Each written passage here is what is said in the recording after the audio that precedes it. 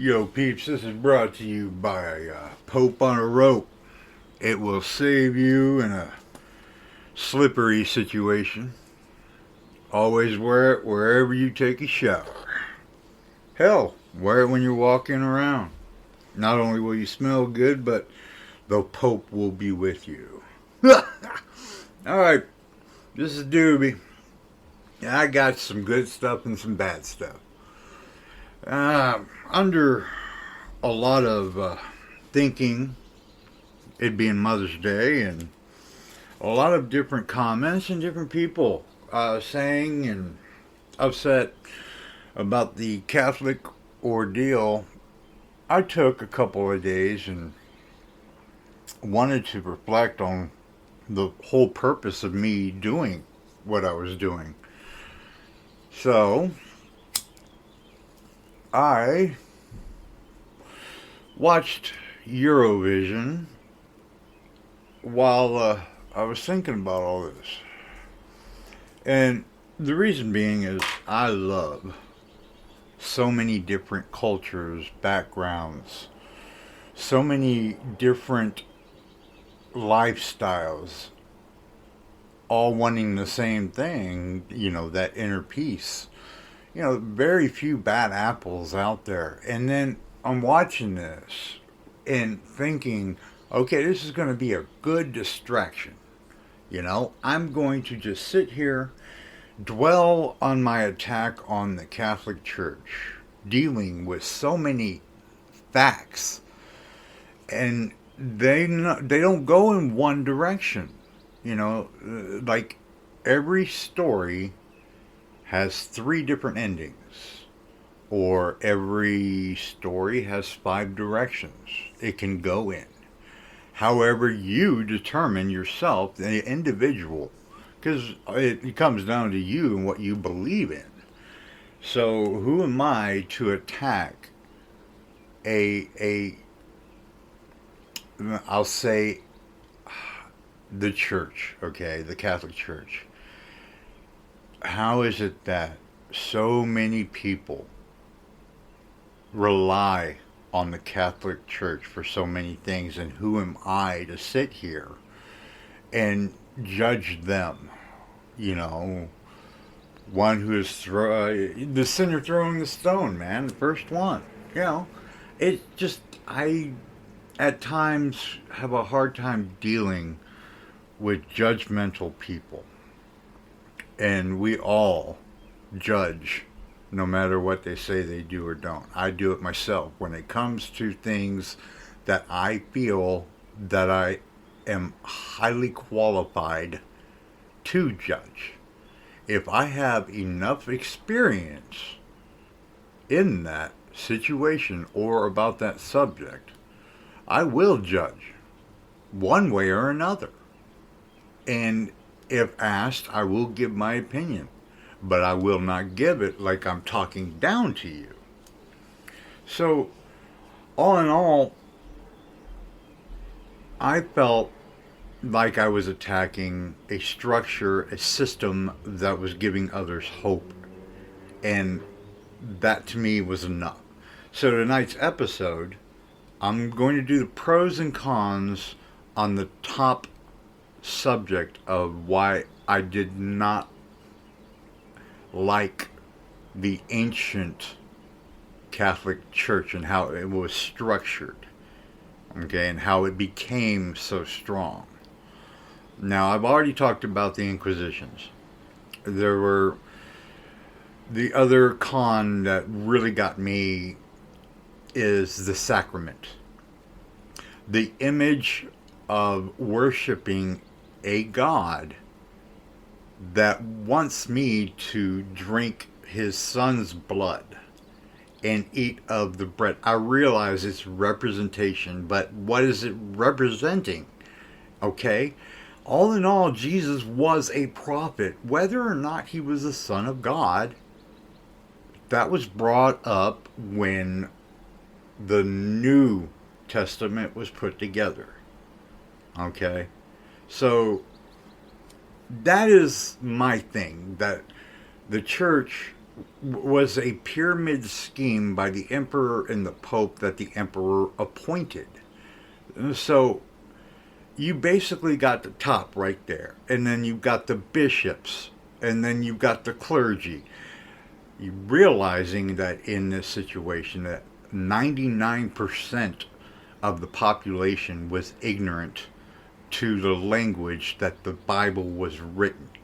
So they had the clergy and the bishops reading off in churches.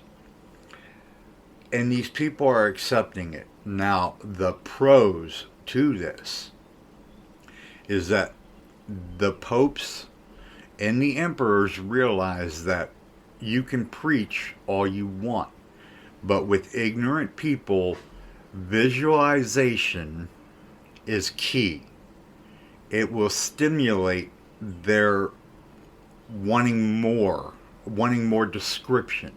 If you can hire some really high class artists, go through and structure the art of the Bible.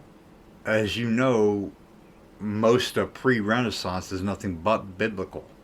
Okay, that's all they had to go by.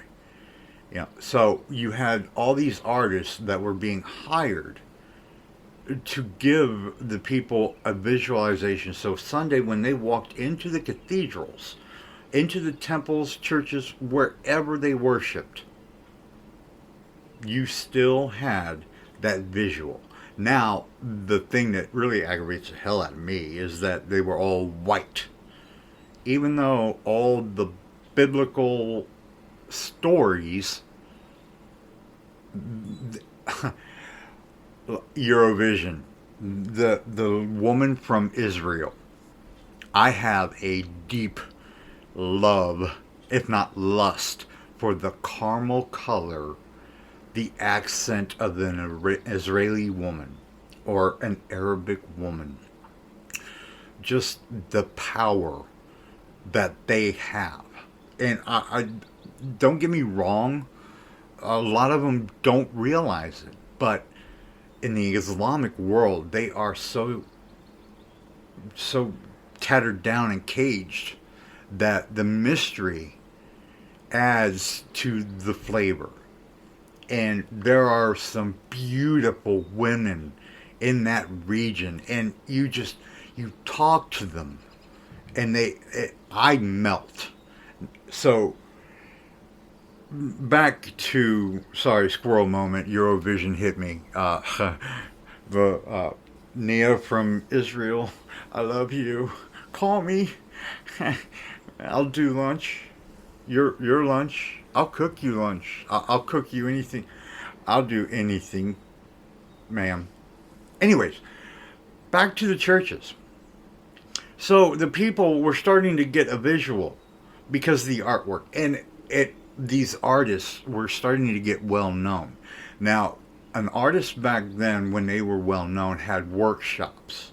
They had underlings. They had artists that were coming up and learning that main artist's style.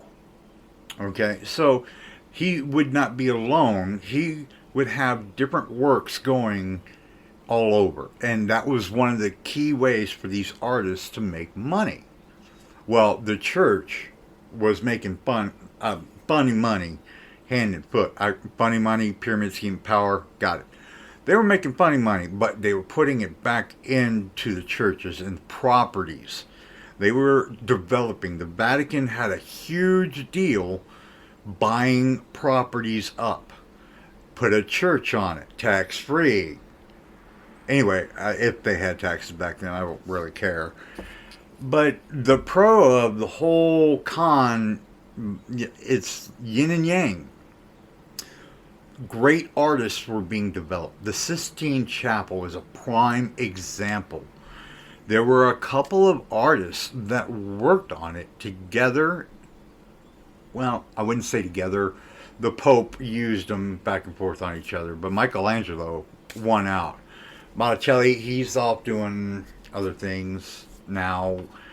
Some of the greatest sculptures ever created It's all over. Um, Watch Angels and Demons. Dan Brown does a great job. And this is where I got it from. It all came down to my love for the art in the Vatican. Okay, the pro. But then the con is I started realizing that what the Catholic Church really was. So, to me, the Catholic Church, pro and con top subject, is that I refuse to believe that I'm drinking the blood and eating the flesh of a prophet that was trying to change the world. That is more of a cannibalistic form than anything, and I refuse to go that direction. My soul is worth more than that. And in the end, the Catholic Church is all about saving souls.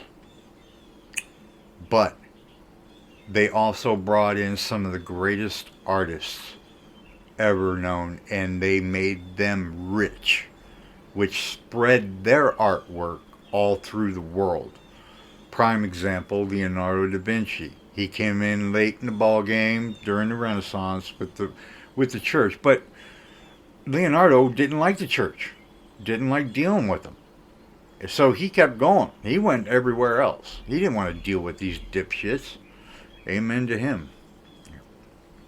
Okay, so now that I got that off my back, the mental health part of tonight is really touchy with me because I don't consider it a disability.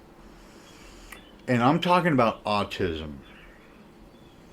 Now, they've developed scales, they've developed a system of where they level the part of the disability with autism, and I'm not sure how that scale works because apparently it keeps changing because there's cases that are coming up that haven't even been documented, and I don't consider it a disability. I consider it evolving.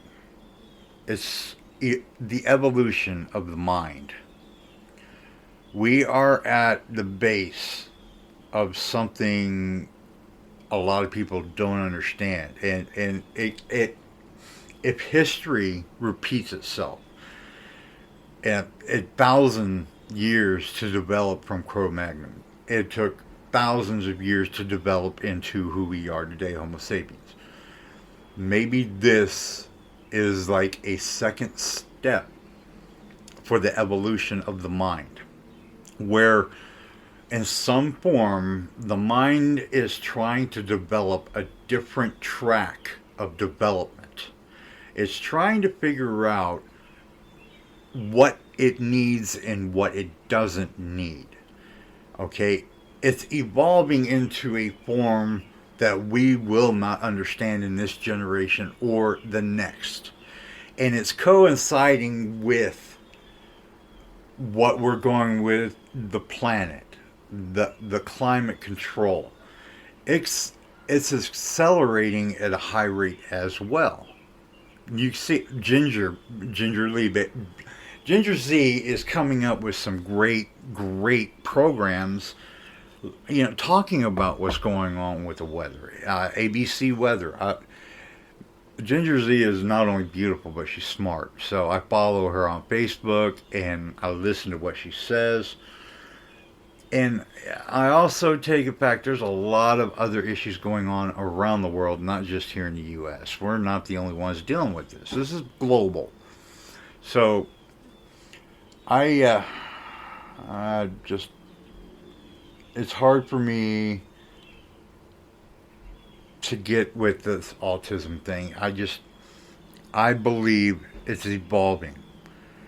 And to all the parents out there who are dealing with a autistic child, I can't understand, but what I do understand is that my stepson his oldest, before he passed.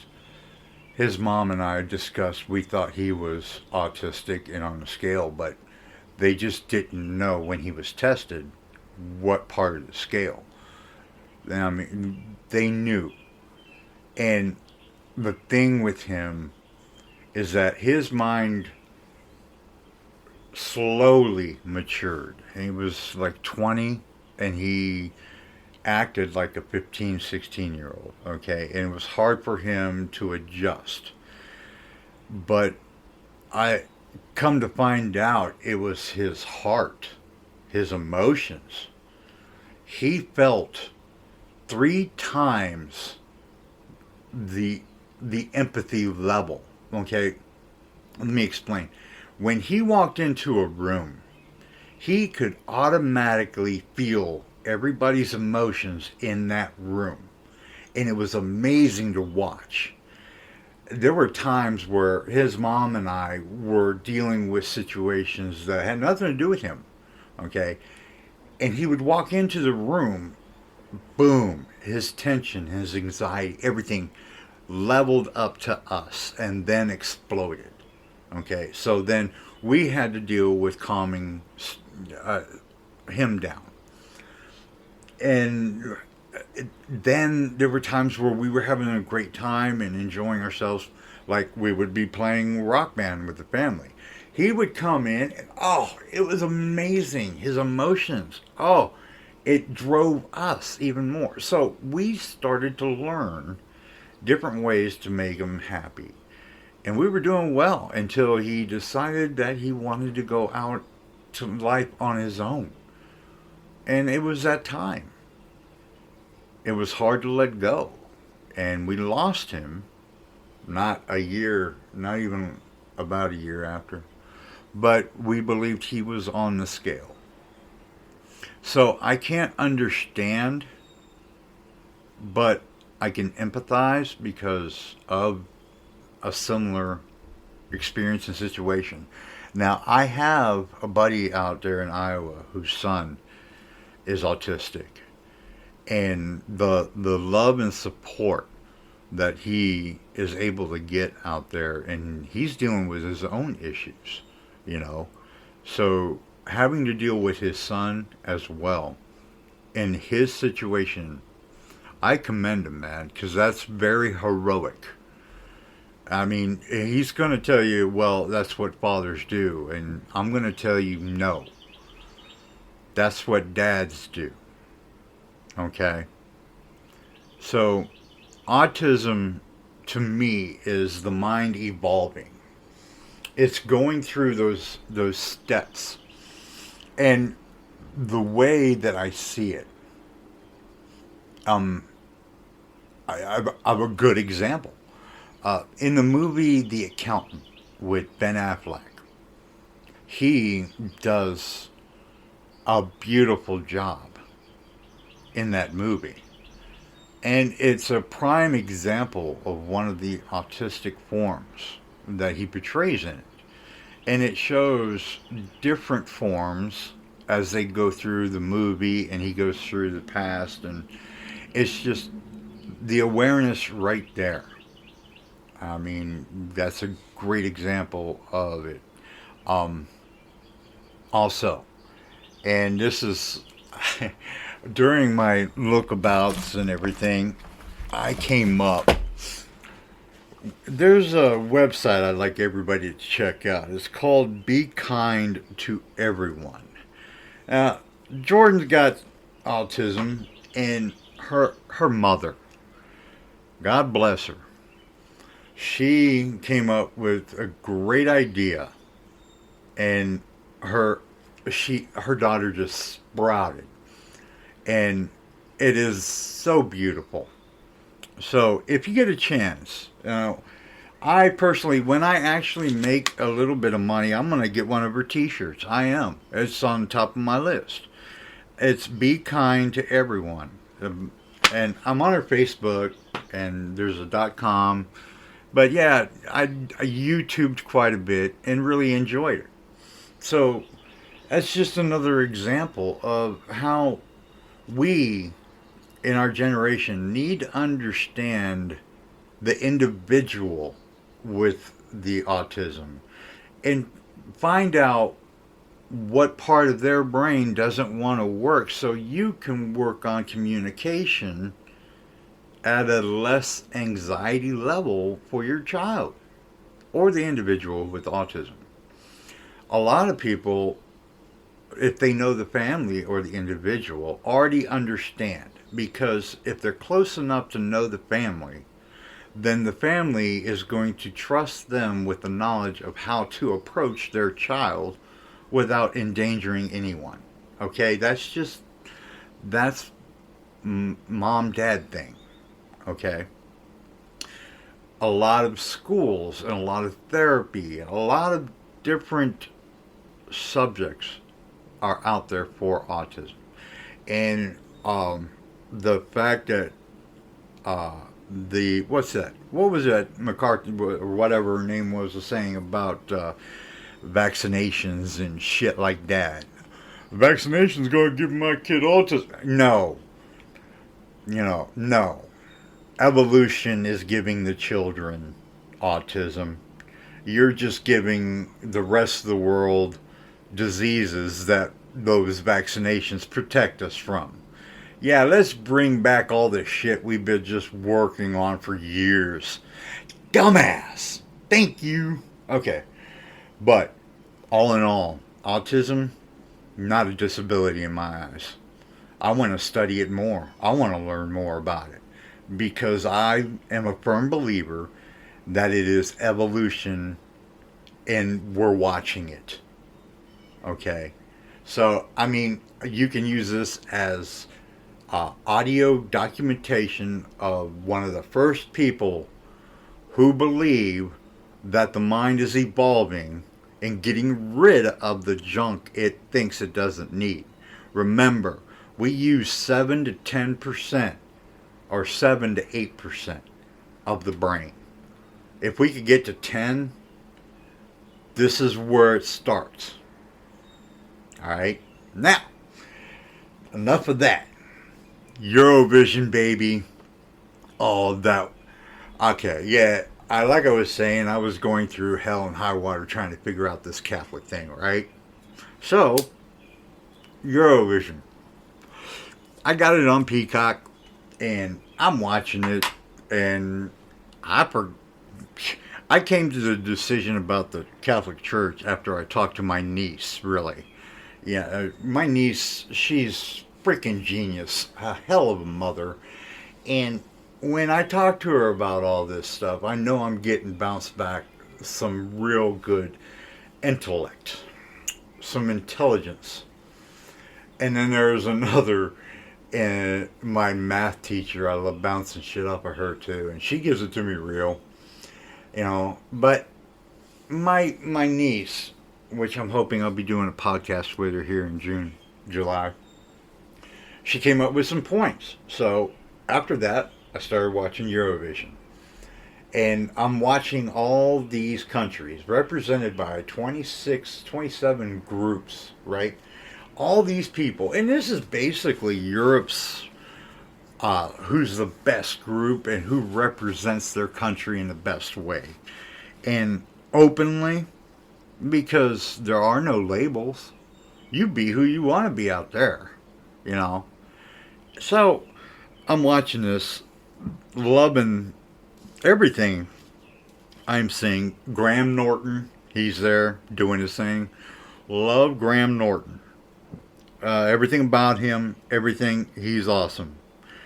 Now, I'm watching and I'm enjoying, and then I'm coming like, what the hell moments, okay? Those moments where you're seeing a group of individuals. I want to give a shout out to Croatia, Finland, and Germany / Ramstein, yeah, loving. Okay, I had to think for a sec because I got all this Euro shit in my head, man. Okay, a shout out to those guys because they were like, what the hell? They come out and just, ooh, blew my mind. I could not think. I could not react. I had to wipe the drool out of my beard as I'm watching this. My IQ levels dropped so low that I didn't want to do anything. It was like smoking burning trees through a summer's eve. I didn't want to do nothing but watch. And I'll be damned, that was entertaining too. Okay, but I gotta tell you, if you are not a fan of techno, then half the acts, if not more, it's all techno. I'm sorry, guys, but this generation of music, they just don't understand that you don't need a computer, you don't need a beat machine. Be natural, be real. Okay, so I'm watching all these guys, and I got now Israel. Now I love you. She did Unicorn. Oh, mesmerizing from beginning to end. Then there's Norway. Alexandra. She did Queens of Kings, and she did great. Her voice, awesome. I mean, I personally really, really enjoyed the female voice that you personally can harmonize with. Now, I sing, not professionally, but I sing, and when I really enjoy a female voice, I'll sing along with them in their music. And there's quite a few of them out there that I enjoy doing that with. Amy Lee, Evanescence is great all around. She's awesome, in this moment. Yeah, right now in this. And then there's also the pop generation that I love singing. But anyway, United Kingdoms, Mia Muller. Oh, ho, ho, ho, ho. She is stunning. Now, when she started, I did not actually listen to her voice. I got distracted. I'm going to be honest. I didn't listen to, didn't no routine, nothing. I just did my best to look into her eyes. Her eyes got me and pierced, and I was like hooked right there. So, but I got to give a shout out to Moldova as well. Dude, you guys had a little person on a flute. Iconic. Thank you. Thank you. God bless Moldova. Okay, now, throughout all of them, all the performances, it was great. And the people were awesome. You could see it. They were enjoying themselves. All these countries into one. Wow. So I thought to myself, what if the United States did the same thing for every country? No, every state. That's right. Make it American can. Get it? The can. But each state has to have a group that represents the state. We all get together, put it on pay-per-view. We all vote. Dude, it could be so non-heinous, man. Yo, we could do that. But, out of all the Eurovision, I fell in love with Australia. Throughout the whole thing, Australia rocked it for me. These guys, Voyager promised that Australia rocked it. I mean, 3 times better than any other group. Okay? Now, I felt bad because Australia kicked ass. I was like, yeah! Then Slovenia came on. Now, when that happened, I just lost all energy. I just got sucked up into, huh? How do you follow Australia? Okay, So it reminded me of like the tour that Metallica was supporting Ozzy. When Metallica had Master of Puppets going strong, Ozzy's Ultimate Sin was coming down a little bit, losing gas. So I personally watched one of the concerts, and it just I I went for Metallica. I love Ozzy, but Metallica, yeah. And I'm sure I wasn't the only one that thought that. But you know, a couple of months after that show, we lost Cliff Burton, so that was on its own. But Slovenia following Australia was like that to me. Australia kicked Slovenia's ass. Metallica kicked Ozzy's ass. That's what it felt like. So, but all in all, it was a great, great show, man. I mean, start to finish. I know it was a like a fashion show in a sense, but it was great. You saw so many great people getting together without any issues, and Liverpool did a great job supporting it. It's a great show. So all in all, guys, I just want to say, peace out. Doobie's here, and sponsor me. Damn it! Just pay for my podcast, please. Love you. Bye bye.